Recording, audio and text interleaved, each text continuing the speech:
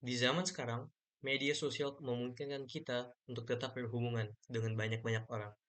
Tetapi dengan adanya internet, hal-hal tersebut juga bisa mempengaruhi kondisi mental kita secara negatif.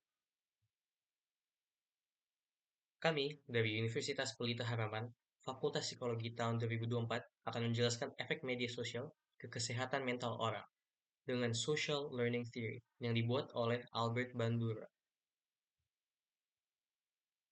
Untuk semua orang, tidak perlu banyak penelitian dan riset untuk mengetahui bahwa sosial media dapat mengganggu orang secara mental. Tetapi bagaimana ini bisa terjadi? Untuk itu kita akan membawa materi seseorang psikolog bernama Albert Bandura. Lahir pada tahun 1925, Bandura adalah salah satu ikon dalam bidang psikologi dengan eksperimen yang dia tentangkan sebagai nama Bobo. Albert Bandura menciptakan teori kepribadian yang dia berikan nama Social Cognitive Theory atau teori kognitif sosial. Dari eksperimen Bobodol yang ia lakukan dengan meneliti cara anak-anak berperilaku saat diberi sebuah mainan balon baru. Saat anak-anak tersebut diberi tontonan yang berisi kekerasan, Bandura melihat bahwa anak-anak itu kemudian akan berperilaku agresif terhadap balon tersebut, seperti yang mereka tonton nih. Dan dibanding kepada grup anak-anak yang tidak diberi materi berisi kekerasan dan contoh-contoh buruk, aspek negatif yang banyak ditonton, mau TV atau dari internet, dapat dibawa ke dalam mental kita dan mengganggu kita. Pada intinya, Bandura memberi teori bahwa kepribadian kita dibuat oleh contoh-contoh yang kita lihat di dunia dan dalam pengalaman kita. Tapi, apa itu hubungannya dalam sosial media?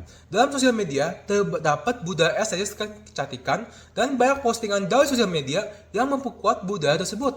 Melatih model, atau akun-akun yang memamerkan gaya hidup mereka sehari-hari, mau mereka lebih kaya, lebih nyaman, dan aspek lainnya. Bandua menjelaskan bahwa pengamaan kita dan penguatan sosial keliling kita mendorong kita untuk meniru akun-akun yang ada dalam sosial media. Kita akan mengidealisasikan sebuah realitas yang tidak sebuah jujur maupun asli. Hal ini bisa menjadi sebuah dampak positif di mana kita bisa belajar keterampilan baru, mendapatkan motivasi, atau menghidupi gaya hidup yang sehat. Kita juga bisa meningkatkan empati kita dengan melihat pengalaman orang lain dan meningkatkan pengetahuan kita tentang masalah mental. Semua hal ini bisa dicapai jika kita memilih untuk mengikuti akun-akun yang positif.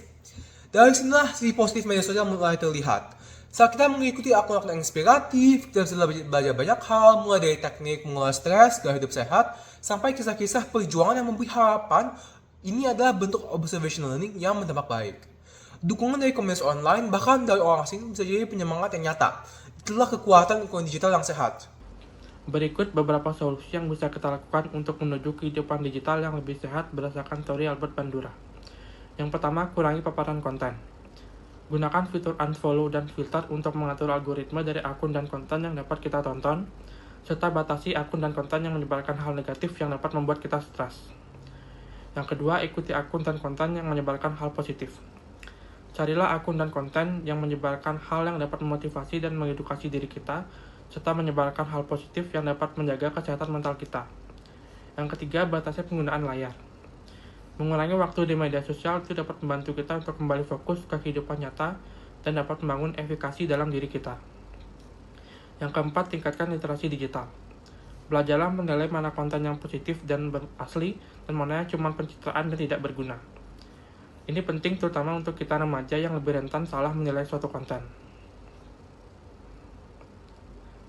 Media sosial itu sama seperti api. Jika kita pintar menggunakannya, mereka akan bermanfaat dan berguna bagi kita. Begitupun sebaliknya, jika kita salah menggunakannya, itu dapat menjadi musuh untuk diri kita sendiri.